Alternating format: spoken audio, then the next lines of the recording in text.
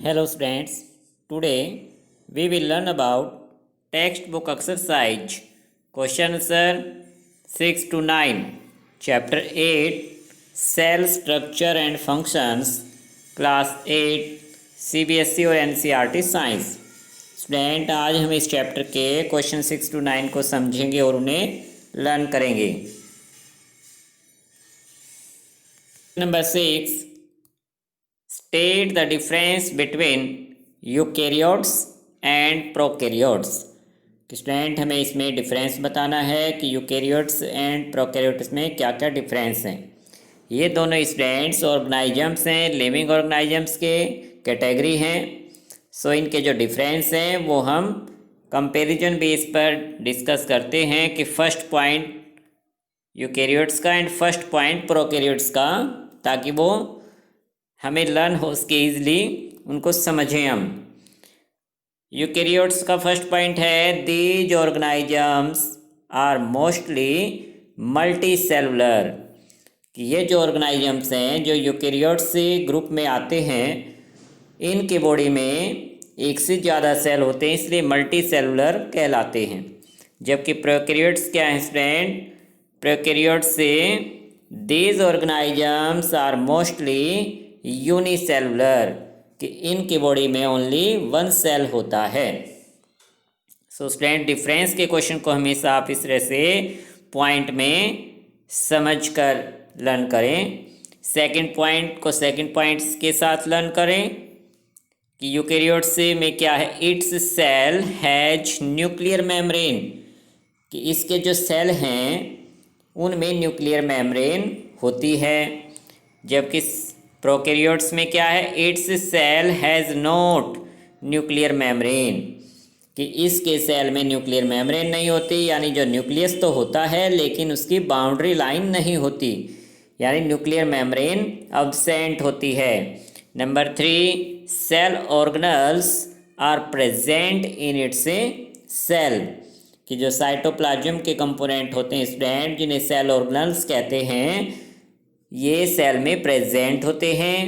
जबकि प्रोकैरियोट्स में cell organelles are absent in its cell, कि सेल ऑर्गेनल्स अब्सेंट होते हैं। Number 4 difference, its example are animals, plant and other organisms, कि इसकी कैटेगरी में एनिमल्स, प्लांट और इसी तरह के दूसरे ऑर्गेनाइजम्स आते हैं। जबकि प्रोकैरियोट्स में its example are blue green algae and bacteria, ये इसके एग्जाम्पल हैं। सो स्टूडेंट्स डिफरेंस के क्वेश्चन को आप इस तरह से समझकर अगर पॉइंट टू पॉइंट लर्न करेंगे तो लर्न होना इजी होगा।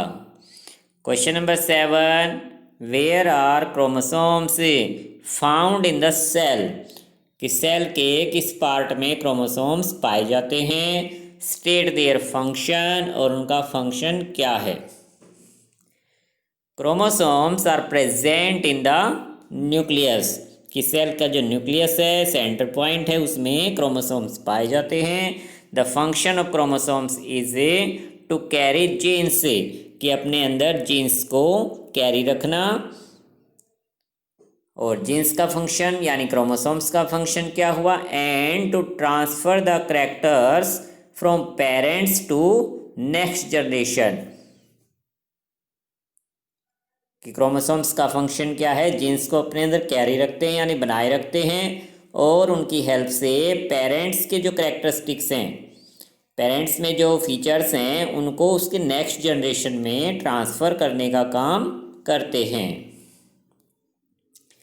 Question number 8, cells are the basic structural units of living organisms, कि हमने स्टूडेंट इस चैप्टर में मेनली सेल्स के बारे में स्टडी किया है कि सेल क्या हैं, लिविंग ऑर्गेनाइजम की बेसिक स्ट्रक्चरल यूनिट है। बेसिक का मतलब सबसे स्मॉलेस्ट यूनिट, जिससे वो लिविंग ऑर्गेनाइजम बना होता है।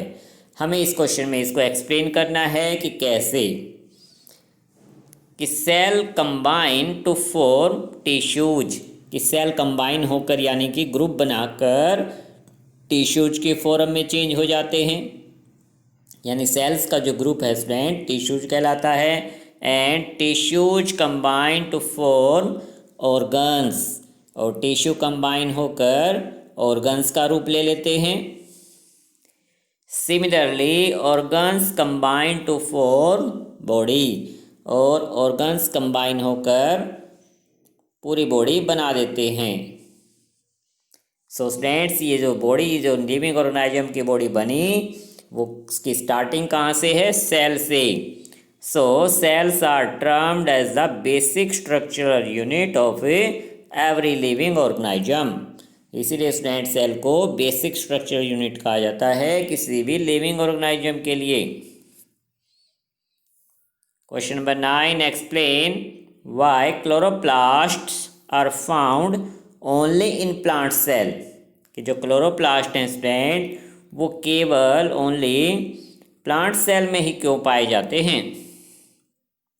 Chloroplast contains green pigment. कि क्लोरोप्लास्ट के अंदर स्टूडेंट ग्रीन कलर के जो बॉडीज़ हैं, ग्रीन पिगमेंट कहलाते हैं, वो कंटेन होते हैं, नोन एज ए क्लोरोफिल, जिसे क्लोरोफिल कहा जाता है ग्रीन पिगमेंट को, which helps in A photosynthesis.